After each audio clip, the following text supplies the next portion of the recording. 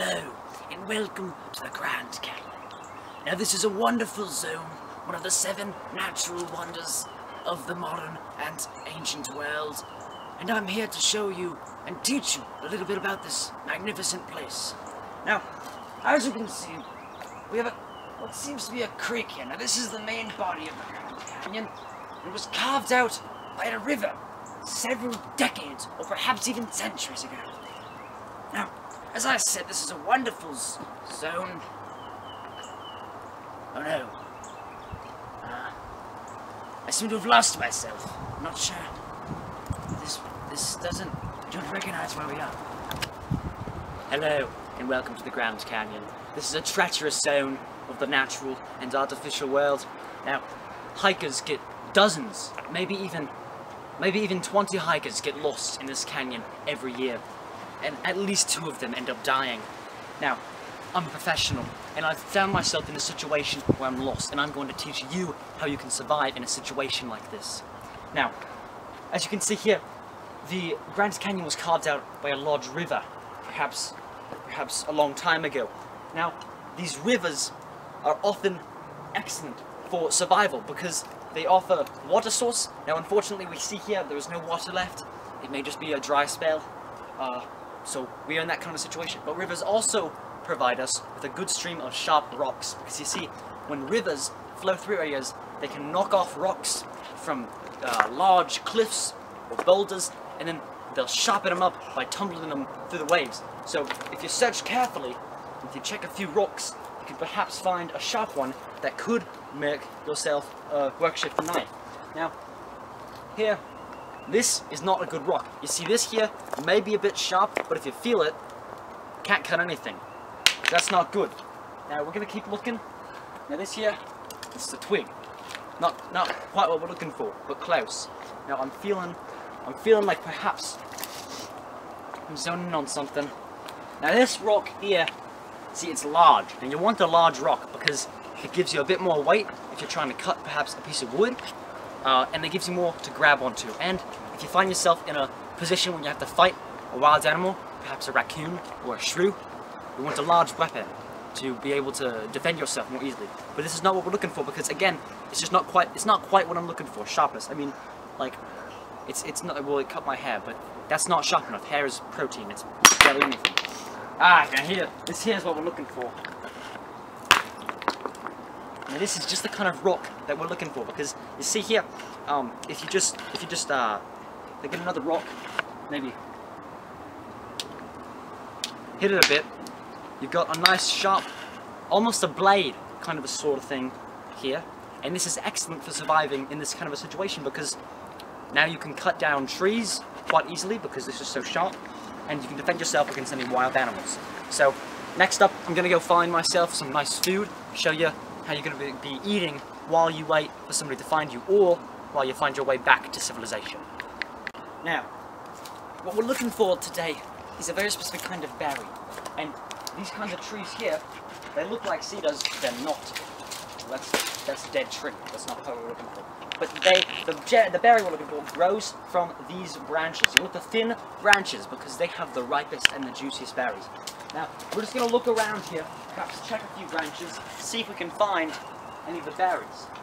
But, you know, if you look closely, you examine each branch, this area of the Grand Canyon does not seem to have quite what we're looking for. So, you're going to have to move a bit. Now, this is a dangerous part because as you're moving, you're burning calories and vitamins, and that's not what you want to do. But, for every con, there is a pro, just as there is a dark lining to every silver cloud. Now this tree,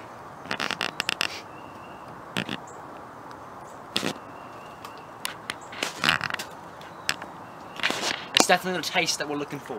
Now here's what we're looking for. This here is the gif berry. This is it has a close resemblance to the color brown. Yeah, and that's just the kind of smell we're looking for. Disgusting. Now, there's a bit of controversy as to how this berry should be pronounced. Some say it should be pronounced Jif, some say it should be pronounced Gif. Now, Gif is the correct pronunciation, and you can actually tell this by looking at other words that are spelled similarly. giraffe, for instance, starts with a J, and it is spelled, it sounds like giraffe. So obviously this, which also starts with a J, should be pronounced gif. So, now, this here, it does not have a pleasant taste, but it is chock full of vitamins and minerals. Now, and nutrients, perhaps a few calories. We're just gonna, the correct way to eat this, you just,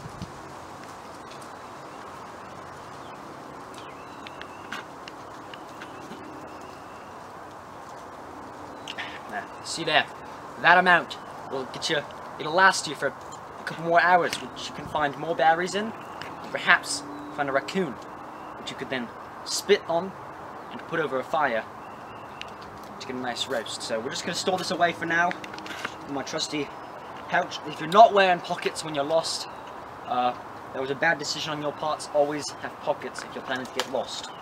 Okay, let's move on.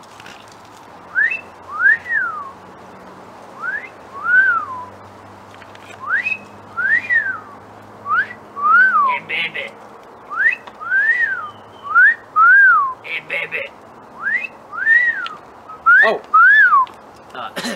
Yes, well, I was just doing a bit of a bird call. Perhaps we could attract one down. Raccoons love birds.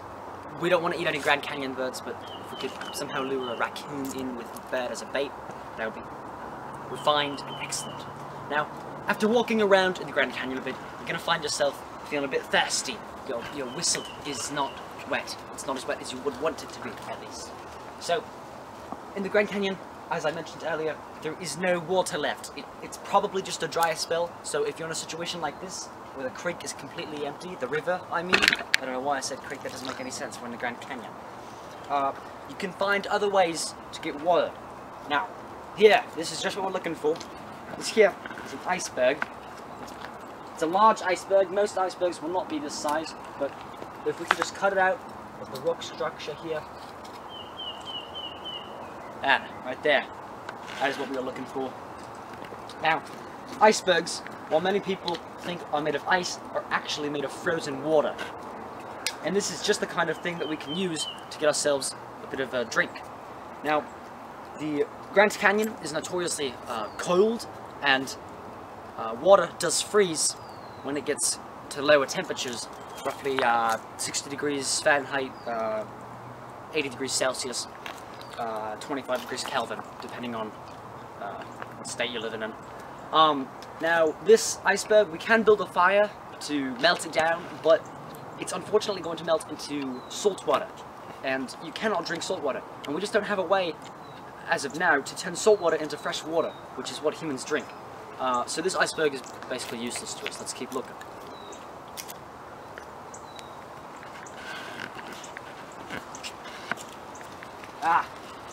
Now this is the kind of thing that we want if we're looking for water. Now, most people don't know that plants are made of two things primarily: wood and water. Now, a leaf has fallen off a tree. Trees are made of wood, so all a leaf has left to make up is water. So if you actually you can just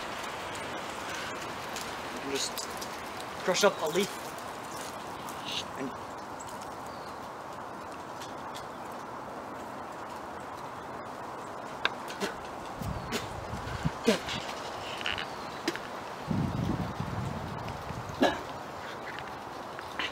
you notice I spit it up there, but that's okay, because we got the liquid that is probably water. I mean, it's water. So we have got water, we can keep moving. Let's go.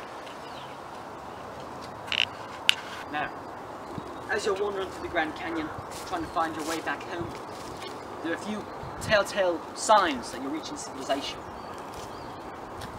Now, if you're walking along and you happen to run into one of these beauties, right here, this is a spider's web, not to be confused with Charlotte's Web, which is, it's a book that's made of paper. Completely different. Now, spiders are quite clever. So they'll place themselves in the perfect places that hikers like to walk through, so that they can catch them in the webs and then try to eat them. Silly spiders, their jaws are too small, but they are quite the nuisance. So, if you find more and more spiders, that means you're going on the right path. And that means you're going to find yourself to be closer to civilization.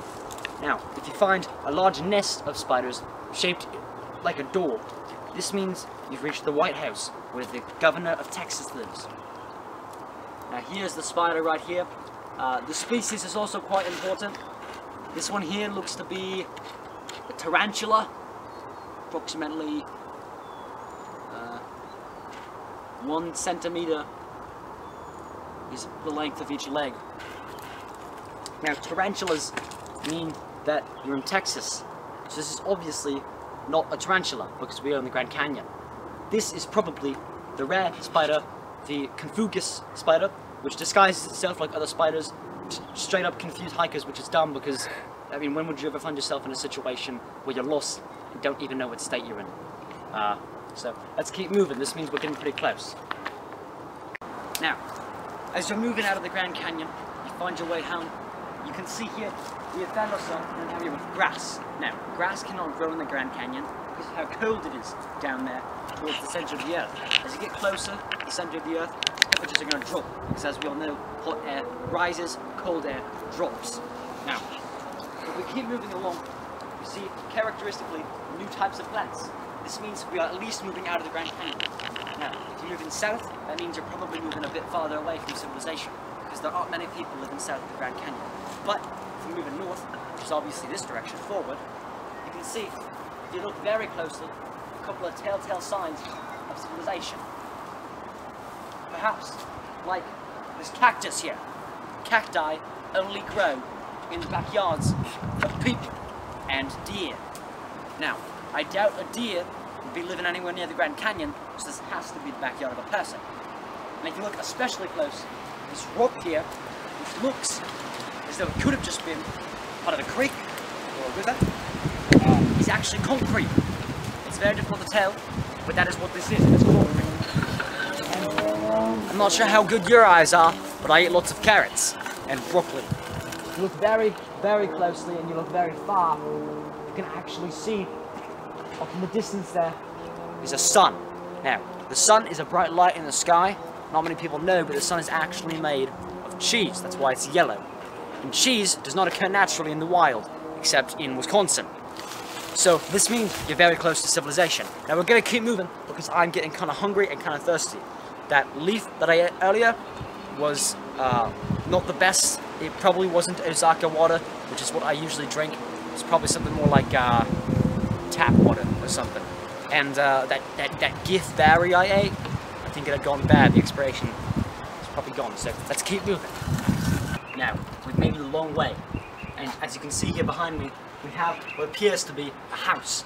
Now, people say you can't judge a book by its cover, but that's completely wrong. I read in a book that you can judge a book by its cover. So if something looks like a house, it's probably a house. But there's really only one way to check, and that is the tongue test. Now, I learned this in my 6th grade biology class, which was a good number of years ago.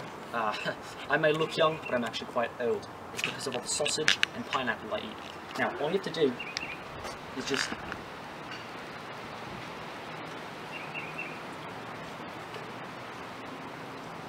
it tastes like a house.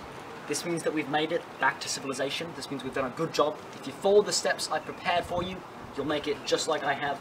And if you're in a rainy season, instead of the dry spell, like I was in the Grand Canyon, you'll even get out faster.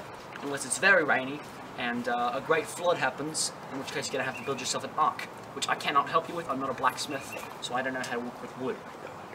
Now, Now, even though we've been stuck in the wild for many days, many weeks, many months, perhaps even a century, we don't want to be rude, because if we are rude and just barge into somebody's home, they may be just courteous to us and not offer us shelter and not even let us use their phone. Now, we're going to just ring the doorbell. Now, if you knock, some people don't like it when you knock. That's why they have doorbells. You don't want to knock in this kind of situation. So we're just going to... Now, we're going to wait. Now, this takes more than 15-20 seconds. We're going to ring the doorbell again. You do not want to ring the doorbell. Oh, here we go. Oh, looks like this is quite disheartening. I've never been in a situation like this before. I have been in these survival situations. Usually people are a bit more nice. That's it for now. See you next time.